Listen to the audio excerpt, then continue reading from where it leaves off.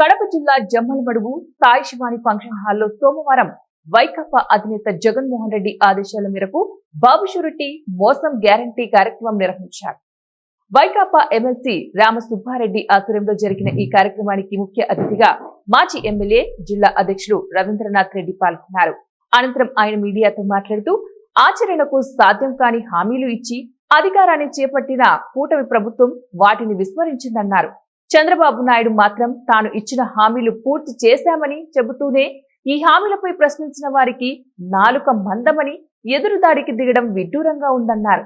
అధికారంలో ఉన్నా లేకపోయినా వైకాపా ప్రజల కోసం పోరాడుతూనే ఉంటుందని తెలిపారు. హామీలని చెప్పి 143 హామీలు అడిషనల్గా ఇచ్చి ఈ రాష్ట్రంలో అధికారంలోకి వచ్చేదానికి ఎన్డీఏ కూటమి వాళ్ళు చెప్పిన పరిస్థితి మనందరికీ కూడా బాగా తెలుసు.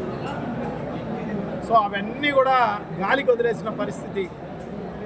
పెన్షన్ ఇచ్చాడు కానీ ఆ పెన్షన్ కూడా ఏదో ఒక కారణం చెప్పి 5 లక్షల మందికి పెన్షన్ ఇప్పటికే కట్ చేయడం జరిగింది. ఇంకా కూడా సాధికారిక సర్వే అనేది జరుగుతోంది. ఇంకొక 10 లక్షల పెన్షన్లు కూడా పోయే కార్యక్రమం జరుగుతుంది. పెంచడమేమో 1000 రూపాయలు పెంచినారు కానీ సో ఈ రకంగా కాంపెన్సేట్ చేసే కార్యక్రమం చేయడం జరిగింది. అదే కాకుండా వైఎస్ఆర్ కాంగ్రెస్ పార్టీ పెద్ద ఎత్తున ఈ యువత పోరు అనే పేరుతోటి పెద్ద ఎత్తున ఉద్యమం చేసి మేమంతా కూడా ఎప్పటికప్పుడు అడుగుతూ ఉంటే ఇంకా ఇన్ఎవిటబుల్గా తల్లికి వందనం అనే కార్యక్రమంలో దాంట్లో దాదాపు 13,000 కోట్ల రూపాయలు అవసరం ఉంటే దాదాపు 83 లక్షల మంది తల్లులు ఉంటే సో ఇప్పుడు అందరికీ కూడా వాళ్ళందరికీ కూడా 50 లక్షల మందికి కూడా ఇచ్చిన పరిస్థితి లేదు. ఖచ్చితంగా అది కూడా ఇచ్చి ఉండరు నాకు తెలిసి. శ్వేతపత్రం రిలీజ్ చేయమని చెప్పేసి వైఎస్ఆర్ కాంగ్రెస్ పార్టీ డిమాండ్ చేస్తోంది. సో అదే దాది ఇచ్చింది అంతో ఇంతో ఆ 2. అదే కాకుండా సిలిండర్ ఒకటి ఇచ్చి ఇది తప్ప సంవత్సరంలో చేసింది ఏంది?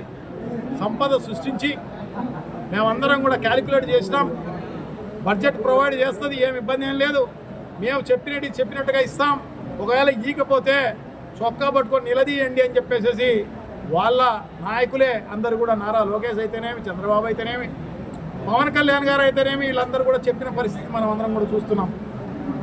సో అది ఆ రకంగా హామీలు ఇచ్చి అధికారంలోకి వచ్చి మోసం చేసి సో ఈరోజు అధికారంలోకి వచ్చి మేము అన్ని